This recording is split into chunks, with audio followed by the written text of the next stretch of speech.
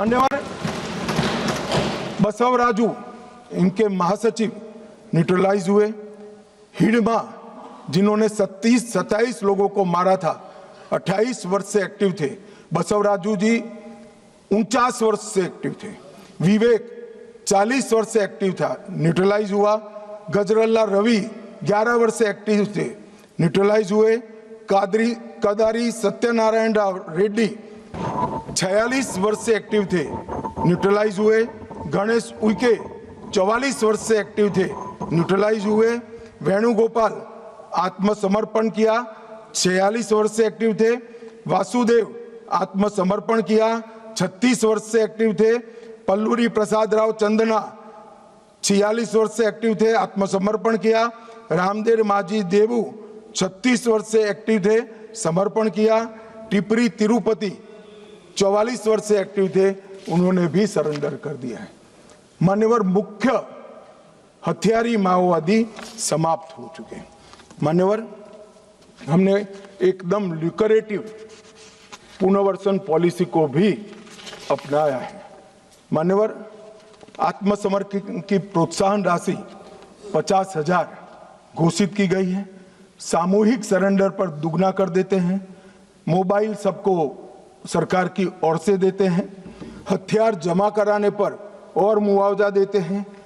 पुनर्वसन केंद्र पर कौशल प्रशिक्षण व टूल किट का वितरण करते हैं। 10,000 रुपया प्रति माह 36 माह तक हम उनको देते हैं।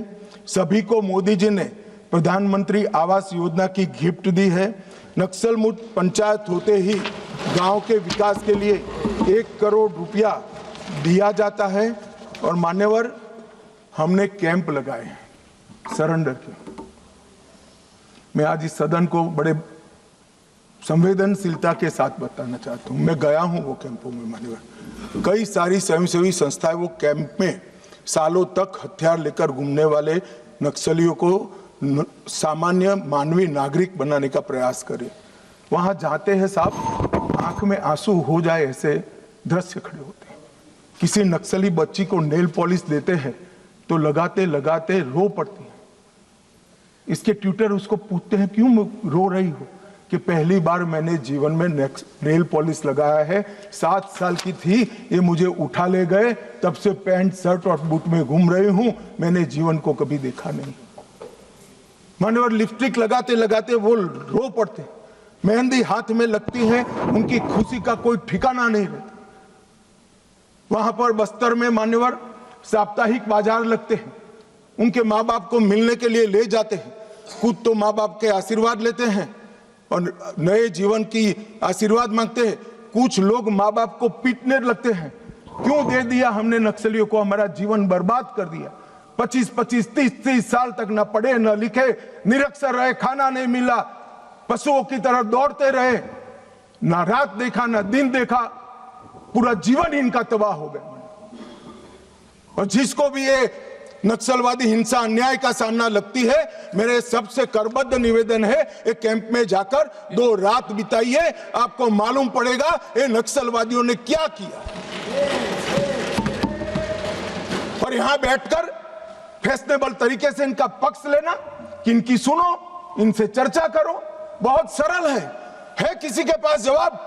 ये 15,000 बच्चों का जीवन बर्बाद कर दिए, कौन जिम्मेदार है किसी के पास जवाब? क्या सारे बुद्धिजीवी अर्बन नक्सल जाकर देखिए कैंप में आपने क्या किया है। आप तो इसी चैम्बर में बैठकर कोर्ट के प्रोटेक्शन के अंदर आर्टिकल लिखते रहते हैं, वहां जीवन के जीवन उजड़ गए हैं और किसी को परवाह नहीं है। अपने आप को ह्यूमन राइट का चैंपियन मानते हैं। मैं पूछना चाहता हूं, 32 साल की आयु तक मेहंदी न लगाने वाली बच्ची के ह्यूमन राइट का कौन चिंता करेगा? मान्यवर उसकी चिंता नरेंद्र मोदी करेंगे और कोई। इनका अधिकार जो छीन लिया है, इसका हिसाब कभी न कभी देना पड़ेगा। मैं तो जन्म से हिंदू हूं मान्यवर, कर्मों में मानता हूं। जिन्होंने भी शब्द से भी प्रचिन्न समर्थन नक्सलाइटियों का किया है, वो सब इस पाप के इतने ही भागीदार है जितना बंदूक लेकर घूमे। मान्यवर इनकी नौकरी और रोजगार के लिए हमने ढेर सारे प्रयास किए। हमने कौशल केंद्र बनाए, 12वां इनके बच्चों के लिए 12वीं तक की मुफ्त शिक्षा करी है।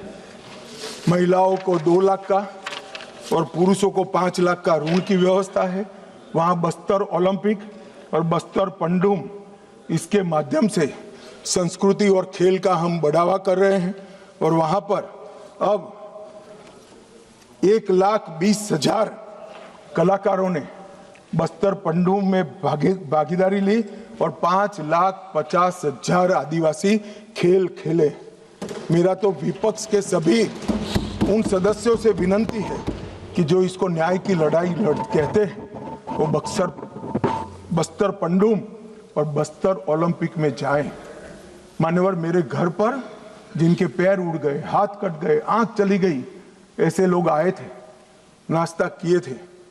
मैं जानता हूं उनकी वेदना। राष्ट्रपति जी ने भी उनको बुलाया था। कभी 1 घंटा तो उनके लिए निकालो भाई। इन पर जुर्म डालने वाले के लिए भाषण करने के लिए आपके पास बहुत समय है।